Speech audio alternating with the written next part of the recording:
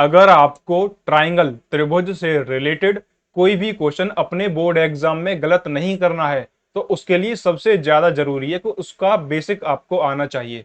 अगर आपको बेसिक आता है तो आप उस क्वेश्चन को ठीक से सॉल्व कर पाएंगे।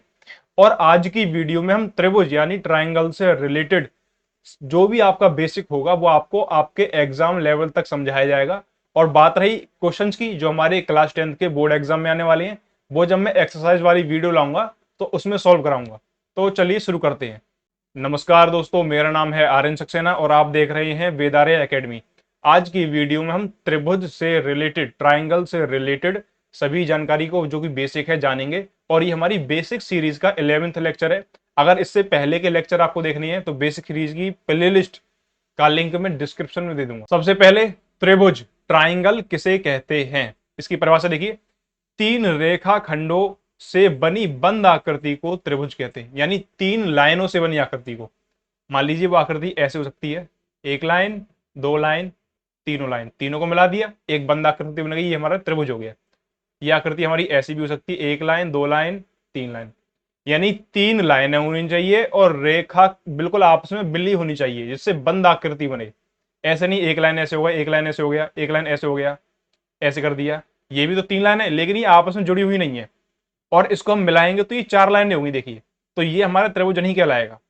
अब इसके मुख्य चीजें जो आपको पता होनी चाहिए, सबसे पहले क्या, तीन भुजाएं होती हैं। इसके नाम में ही त्रिभुज यानी तीन भुजाओं वाला भुज। तीन भुजाएं होती हैं और तीन ही कोण। आपको एक बात याद रखनी है, हम त्रिभुज की बात कर रहे हैं, चतुर्भुज की बात करेंगे, पंचभुज की, षटभुज की। जिस आकृति, जो एक बंद आकृति होती है, वो जितनी भुजाओं से मिलकर बनी होती है उसमें उतने ही कोण होते हैं। अगर आपने कोण वाली वीडियो नहीं देखी है तो उसके ऊपर भी बेसिक सीरीज में मैंने एक वीडियो बना दी है, आप प्लेलिस्ट में जाकर वहां से चेकआउट करिएगा। जितनी भुज यानी जितनी भुजाएं उतने ही कोण। अब मान लीजिए हमारा त्रिभुज है, ठीक से बन जा, ये त्रिभुज है। इसमें ये तीन भुजाएं, तो ये जो दो भुजाएं आपस में एक दूसरे को टच करती हैं वहां पर हमारा कोण बनता है। तो ये हो गया हमारा कोण, ठीक है। तीन भुजाएं तीन कोण, तीन शीर्ष जहां पर भुजाएं एक दूसरे को काटती हैं, ये वो जो बिंदु बना रहा हूं मैं बाहर की तरफ, ये हमारे तीन शीर्ष है। मान लीजिए ए बी सी, तो ये हमारे तीन शीर्ष हो गए। और जो इनका कोण है, जैसे ये कोण कहां पर बनना है, जो ये वाला कोण है जिस पर मैं सर्कल कर रहा हूं, ये बी शीर्ष पर बनना है, तो इसे बोलेंगे कोण बी।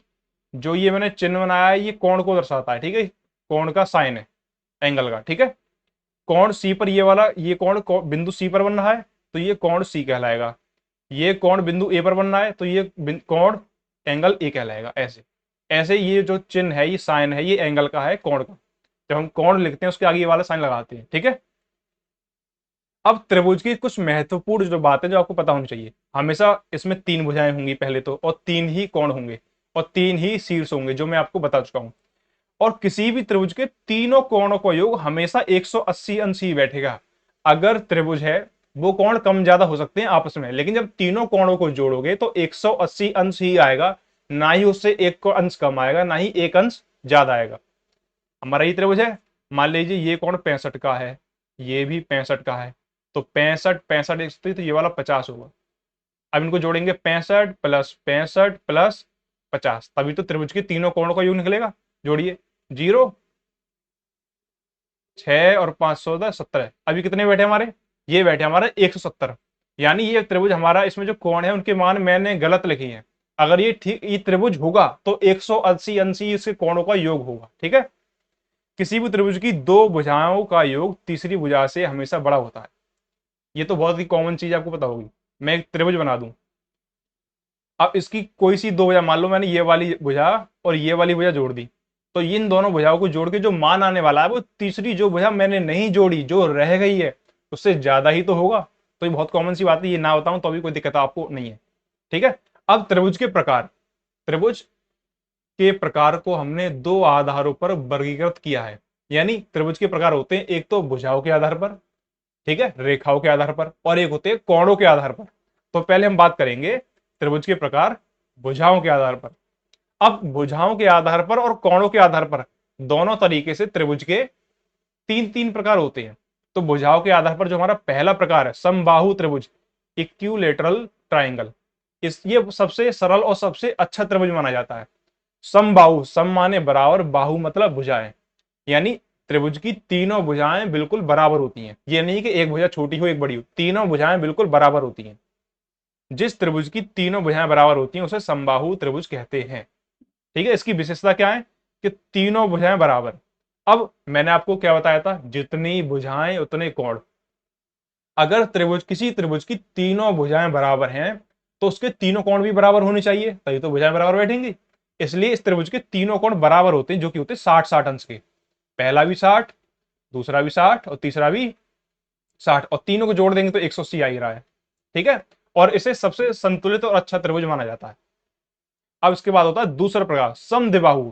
सम माने बराबर, द्वि माने दो, बाहु मतलब भुजाएं, यानी दो भुजाएं बराबर होती हैं। कोई सी दो भुजाएं किसी त्रिभुज की, किसी भी त्रिभुज की अगर कोई सी दो भुजाएं आपस में बराबर हैं तो वो समद्विबाहु त्रिभुज कहलाता है, आइसोस्केल्स ट्राइंगल। जिस त्रिभुज की दो भुजाएं बराबर होती हैं, अब ये दो भुजाएं जरूरी नहीं कि ऊपर वाली दो भुजाएं हर बार बराबर होंगी, कोई सी भी दो भुजाएं बराबर होती हैं। इसकी विशेषता क्या है कि दो भुजाएं बराबर। अब यहां पर भी वही बात, उसमें तीनों भुजाएं बराबर थी तो तीनों कोण बराबर थे। यहां पर तीनों भुजाएं बराबर हैं तो तीन, बल्कि यहां पर दो भुजाएं बराबर हैं। समद्विबाहु त्रिभुज में दो भुजाएं बराबर हैं तो समद्विबाहु त्रिभुज के दो कोण भी बराबर होंगे, तो इसके भी दो कोण बराबर होते हैं। ठीक है, अब कोई से भी दो कोण हो, कोई से भी दो भुजा हो सकती है वो। अब हमारा तीसरा प्रकार देखिए, वीडियो को हम ज्यादा लंबा नहीं करेंगे, हमने वीडियो बहुत शॉर्ट में और बढ़िया तरीके से बनाया है। तीसरा हमारा विषम बाहु त्रिभुज। विषम माने अलग अलग, बाहु मतलब भुजाएं, यानी तीनों भुजाएं अलग अलग मान की हों या फिर तीनों भुजाएं बराबर नहीं हों, उन्हें हम विषम बाहु त्रिभुज कहते हैं।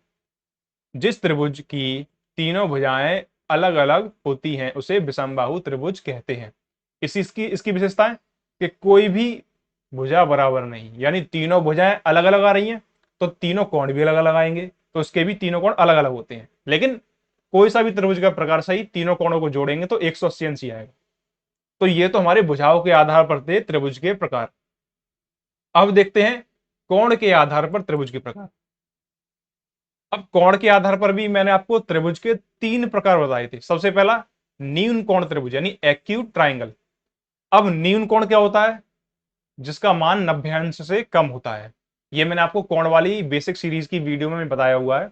अब इसकी परिभाषा देखिए, त्रिभुज में कितने कोण होते हैं, तीन कोण, उनमें से तीनों कोण 90 अंश से छोटे होते हैं। जिस त्रिभुज के तीनों कोण 90 अंश से छोटे, यानी ना तो 90 अंश होगा ना ही 90 अंश से ज्यादा, 90 अंश से तीनों कोण कम होंगे, उसे हम न्यून कोण त्रिभुज कहते हैं। जैसे मान लीजिए एक त्रिभुज है, मैंने ऐसी बना दी टेम्परली ए बी सी, इसके तीन कोण ये हैं, ये कोण दिया 88 का, ये भी दिया 88 का, और बचा वही हो गया 8 दूनी 16 और 176, 90 ये अंश हो गया 14 का। तो इसमें तीनों कोण है, 88 का, एक 88 का, एक 14 का, तीनों 90 अंश से कम है। तो कोण के आधार पर ये त्रिभुज हमारा न्यून कोण त्रिभुज कहलाएगा। ठीक है, अब दूसरा समकोण त्रिभुज। जिस त्रिभुज का कोई सा एक कोण ठीक 90 अंश का होता है, ना ही 90 अंश से कम ना ही 90 अंश से ज्यादा, यानी कोई त्रिभुज है जिसमें तीन कोण तो होंगे ही होंगे, उसमें से कोई सा भी एक कोण 90 अंश का है, करेक्ट 90 अंश का, तो उसे हम सबकोण त्रिभुज बोलते हैं। और ये ज्यादातर त्रिभुज ऐसा बनता है जिसमें बीच में एक सीधी रेखा होती है और ऐसे हमने मिला दिया, तो ये वाला कोण होता है 90 अंश का। ये हमारा कितना भी हो सकता है, ये मान लीजिए 45 मान लीजिए, ये 45 मान लीजिए, तीनों को जोड़ के 180 आ ही रहा है, मैंने टेम्पररी बना दिया है। और देखिए अगर हम कोई कोण बनाते हैं, इसको थोड़ा बड़ा बनाता हूँ साफ साफ, मैंने ये 90 अंश का कोण बनाया, तो जो कोण बनाते हैं उसे हम ऐसे थोड़ा आकृति देते हैं ऐसी, लेकिन जो 90 अंश वाला कोण होता है उसे हम ऐसा ऐसा मानते हैं, ऐसा। जैसे ये देखो, ये वाला मैंने 90 अंश का माना तो यहाँ पर मैं कोण ऐसा बनाऊंगा। ठीक है, इससे पहचान हो जाएगी कि ये वाला समकोण त्रिभुज है, यानी ये वाला कोण है 90 अंश का। तो आपके पास अगर कोई सवाल दिया हुआ और उसमें ऐसा आकृति बनाई है कोई सा भी, और तुम्हें इन दोनों कोणों के मान दे दिए, ठीक है, अब ये कोण तो मैंने ऐसे बनाए तो कोई सा भी इसका मान हो सकता है, लेकिन इस कोण को मैंने ऐसा बना दिया तीसरे वाले कोण को, तो इसका मतलब है कि ये वाला कोण 90 अंश का है और ये त्रिभुज समकोण त्रिभुज है। ठीक है, ये हमारी पहचान है 90 अंश की समकोण त्रिभुज की। तीसरा अधिक कोण त्रिभुज। जिस त्रिभुज का एक कोण 90 अंश से बड़ा होता है, ना ही 90 होगा ना ही 90 से कम, कोई सा भी कोण हो सकता है, 90 से ज्यादा है तो अधिक कोण त्रिभुज उसे हम बोलते हैं। जैसे मान लीजिए मैंने एक त्रिभुज बनाया ये बैठा 40 अंश का, और ये भी बैठा हमारा 40 अंश का। जो ये वाला है ये बैठा हमारा 100 अंश का। तो जो 100 अंश वाला कोण है ये 90 अंश से ऑटोमेटिकली ज्यादा हो गया, तो ये हमारा अधिक कोण त्रिभुज कहलाएगा कोण के आधार पर। ठीक है, भुजाओं के आधार पर देखेंगे तो भुजा हमें नाप के देखनी पड़ेंगी, जो मैं आपको प्रकार बता चुका हूं। तो कोण के आधार पर भी त्रिभुज के ये तीनों सरल प्रकार थे। अब बात करते हैं कुछ इंपोर्टेंट फॉर्मूला की। त्रिभुज का परिमाप, त्रिभुज का परिमाप जिसे हम पेरीमीटर भी बोलते हैं। तो परिमाप होता है तीनों भुजाओं का योग। कोई त्रिभुज है, मान लीजिए मैंने ये बना दिया, ये भुजा 5 की है, ये 8 की है, ये 4 की है, मैंने ये बना दिया। तो इन तीनों भुजाओं को जोड़ देंगे तो त्रिभुज का पेरीमीटर, ट्राइंगल का पेरीमीटर या फिर त्रिभुज का परिमाप हिंदी में बोलने तो निकल आएगा। मान लीजिए ये वाली भुजा मान ली ए बराबर, ये वाली भुजा बी बराबर, ये वाली सी बराबर। तो इन तीनों भुजाओं को जोड़ देंगे तो पी का मान कितना आ जाएगा, 8 प्लस के 5 प्लस के 4 यानी 17। तो इसका आंसर आ जाएगा, इस त्रिभुज का परिमाप है 17। ये सेंटीमीटर में होंगे तीनों तो सेंटीमीटर लिख देंगे, ये मीटर में होंगे तो मीटर, जो भी मात्रक होगा यूनिट होगी उसे हम लिख देंगे। तो ये तो परिमाप हो गया। अब त्रिभुज का क्षेत्रफल। त्रिभुज के क्षेत्रफल के दो फॉर्मूला होते हैं। एक तो सिंपल क्षेत्रफल कहता है 1/2 गुणा आधार इंटू ऊंचाई। ऊंचाई आपको निकालनी पड़ेगी, जो हम एक्सरसाइज आएगी तभी हम सॉल्व कराएंगे। और एक होता है हीरोन का सूत्र, जो कि क्लास 10th में है और बहुत ज्यादा इंपॉर्टेंट है और ईजी भी है। इसमें त्रिभुज की तीनों भुजाएं होंगी, तो तीनों भुजाओं से पहले त्रिभुज का अर्ध परिमाप निकाला जाता है। मान लीजिए मैंने एक सवाल लेता हूं, चलो एग्जाम्पल के लिए एक सवाल समझा देता हूं हीरोन के सूत्र से। ये 5 है, ये 5 है और ये 10 है, ऐसे ही मैंने टेम्परली कुछ भी मान लिया। ठीक है, तो ये ए का मान हो गया, ये बी का मान हो गया, सी का मान हो गया। तो सबसे पहले हमें हीरोन का फॉर्मूला लगाना है, तो सबसे पहले हम अर्ध परिमाप मानेंगे। क्या मानेंगे, अर्ध परिमाप निकालेंगे। तो अर्ध परिमाप का फॉर्मूला दिया है एस बराबर ए प्लस बी प्लस सी बटे 2, यानी तीनों को जोड़ दो, 5 + 10/2 यानी 10 और 10 20, 20 में 2 से भाग देंगे 10 सेंटीमीटर। तो इसका परिमाप आ गया 10 सेंटीमीटर। अब जो क्षेत्रफल निकालने का फॉर्मूला वो ये है, इसे मैं ठीक से लिखता हूं, अंडरूट के अंदर एस, कोष्टक में एस माइनस ए, दूसरे ब्रैकेट में एस माइनस बी, तीसरे ब्रैकेट में एस माइनस सी, और सभी चीजें आपस में गुणा में है। एस का मान निकालेंगे, फिर एस के मान में से ए का मान घटाएंगे, फिर एस के मान में से बी का मान घटाएंगे। ये पूरा सॉल्यूशन जब हम एक्सरसाइज वाली वीडियो लाएंगे, या आप हमारा ऑनलाइन बैच खरीद रहे हैं जो कि प्ले स्टोर पर अवेलेबल है, वेदारे एकेडमी नाम से हमारा ऐप है, उसका लिंक मैं डिस्क्रिप्शन में भी दे दूंगा। वहां से अगर आप हमारा बैच खरीद लीजिए, अगर आपको अच्छा लगे तो, क्योंकि वहां पर हम आपको live class, recorded class, PDF, test series, doubt sessions, board exam strategy आपको गाइड किया जाएगा। सभी सुविधाएं मिल रही हैं और कोर्स की फीस भी बहुत सस्ती है। अगर आपको उस पर भी 15% का डिस्काउंट चाहिए तो आपको स्क्रीन पर एक कोड दिख रहा होगा, वेदा15। नहीं दिख रहा है तो आप नोट करिए, VEDA15। इस कोड का यूज करके आप उस फीस पर, जो कि बहुत पहले से ही बहुत कम है, उस फीस पर आप 15% का डिस्काउंट और ले सकते हैं। ठीक है, तो उसमें आपको सभी चीजें, सभी सुविधाएं बिल्कुल बेसिक लेवल से कराने वाले हैं, उसकी चिंता मत करिए आप। और ग्रामर का कोर्स भी अवेलेबल है 199 रुपए में बस, जिस पर आप कूपन कोड यूज करेंगे तो 169 रुपए का पड़ेगा, बस 169 रुपए का। तो आप वहां पर आपको सभी चीजें सिखाई जाएंगी। और आज की वीडियो में इतना ही, हमने त्रिभुज से रिलेटेड सभी बेसिक इंफॉर्मेशन कवर कर दी है। अगर आपको वीडियो अच्छी लगी हो तो वीडियो को दोस्तों के साथ शेयर कीजिए और हमारे चैनल को सब्सक्राइब करके बेल आइकन को नोटिफिकेशन आने के लिए ऑन कर लीजिए, ताकि आगे आने वाली वीडियोस की नोटिफिकेशन सबसे पहले आपके पास आए।